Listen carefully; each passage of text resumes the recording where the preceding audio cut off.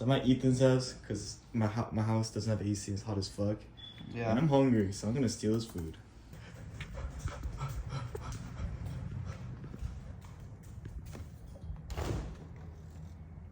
Damn. There is nothing. Chicken tikka masala, organic plain yogurt, tortilla, okay. Whatever that is, egg whites.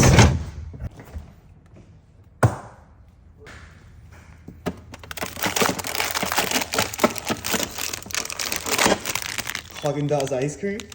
Ethan, can I have your Haagen-Dazs ice cream? Can I have your Haagen-Dazs ice cream? Sure, it's peppermint bark though. Ew.